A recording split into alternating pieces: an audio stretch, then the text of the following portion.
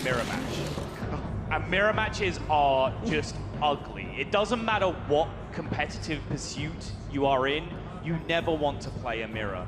In any other matchup, you know there are situations that you are trying to engineer that you are comfortable in that your opponent isn't. You have a goal, there's a back and forth, there's a struggle looking for a position. But in this position, in a mirror match, no player is either comfortable because you're both trying to do the same things all the time. There's no safe zone for either player. It's why mirror matches are just so fundamentally unpleasant. Yeah. Although I love this mirror match. I actually quite like the rogue mirror. I think it's pretty awesome. I think it's great. I think there are... Having said all that, after I how actually really enjoy it. And Sottle likes unpleasant things. Yeah. But I think there are so many just... Because Rogue is a class that is built on tricks and small little edges and sneaky things you can do, right? And it's those small little plays that often make the biggest difference, and we've seen that in this tournament so far. All right, step one. DocPwn kept Vilespine and a Firefly. I like him keeping the Vilespine. He's on point. Vilespine is a massively impactful card in the matchup.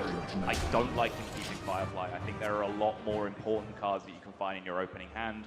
A 1-2 is not a game-winning card on turn one. It's much more a mid-game battle for resources and a mid-game battle for control of the board state. I would have liked to have seen him gone for the higher win rate cards like Corridor Creeper, Prince Kaliseth, and so on. You'd end up with Shadow Step off the top as well, and again, Shadow Step's one of those cards that can win or lose you the game, to be completely honest. How you utilize it, and quite often in some unconventional ways, such as just Shadow Stepping a target that is very cheap, just so you have a 0 mana activator later on for Vilespine, for a charging minion with Bone Mare. All these plays might not seem super obvious because you might do them 2 turns in advance, but making these plays are what makes the whole difference happen. JasonZhou, on the other hand, by the way, Mulligan wasn't the most complicated thing in the world. He kept the Corridor Creeper, he threw away the rest of his cards. Fine Mulligan. Yeah. JasonZhou, though, speaking of his accomplishments as a player, this could be the first time a player has reached the top 4 at a World Championship twice if he makes it through this match.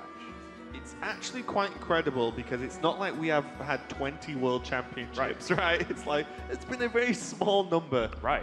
We used to freak out just about the people who had made it back to a second World Championship. That list is starting to grow. But to make it's still impressive. It's still incredibly impressive, of course. To go through such a long system as Hearthstone has to get to a World Championship in the first place more than once is phenomenal. To keep going then through the best players the world has had to throw at you that year and hit top 4 on 2 different occasions, that's phenomenal. Yeah, it would be quite the achievement. But first he has to get past Doc.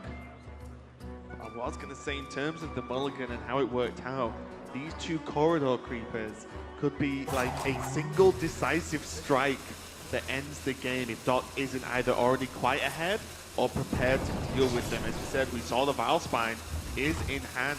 Backstab is used now, but there is still the Shadow Step if Doc keep a minion on the board to utilize it in the next couple of turns. He can set that up actually just with Firefly. He can guarantee an activator. Oh no, are we going to see Chain Gang into Chain Gang?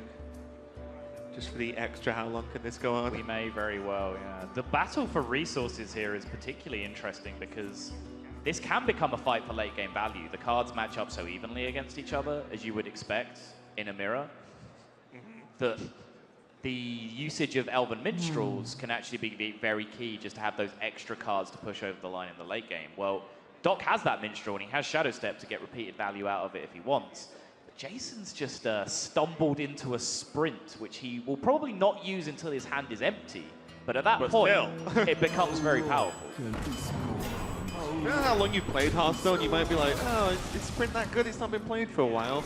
Sprint used to be extremely good and extremely useful in the Miracle Rogue, especially played in the Oil Rogue days as well, right? Yes. Absolutely insane, but what is pretty insane as well, a 0 mana 5/5s and a 5 mana 5/5 that buffs as well. This is the turn that could change everything here and make JasonZhou move on to the top 4. Was that a good turn? I can't tell. Were you not listening to how good I just said the turn was? Wow. Yeah, this will actually be Jason's second reverse sweep of the tournament if he puts it together. He's making A name for himself. Making a bit of a Pavel of himself. Repeat before, exactly. I was about to make that same analogy. Pavel was the guy that was reverse sweep after reverse sweep in last year's World Championship, which was in a best of 7 format as well. He kept coming up with 3-0 down back to 4-3. Jason not quite as uphill a climb to get there, but still an amazing performance. Dog's mentioned about his experience in multiple competitive environments, other card games, chess he's talked about extensively. So hopefully for him, he is used to dissecting extremely difficult puzzles of, I have these tools, how do I deal with this mess on the board? Because that's what he has to do if he has any chance of winning this game. Wow. Oh yeah, patches. These swashbucklers are insistent on card draw right now. Sprints and Elven Minstrels is what we're looking at so far. Are we going to see the dagger just to neutralize the 1-1, or is it Keliseth? Because the chain gang is almost certainly coming down this turn.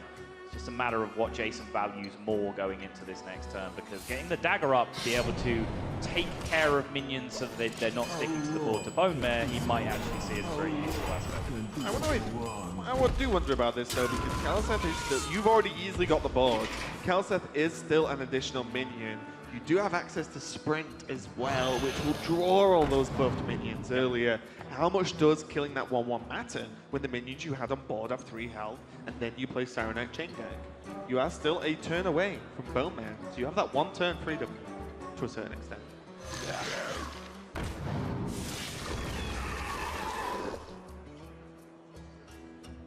DocPwn, I think, has just consigned his fate. There is 13, 15, 17 on the board, 18 from the dagger, plus the Leroy is 24 exactly. JasonZhou is going to reverse sweep a road for the 2nd time in this tournament, and for the 2nd time take his place as one of the top 4 players in the world. And look at the look of relief there from Jason as he realized that was going to be the game. Absolutely intense all series. The reverse sweep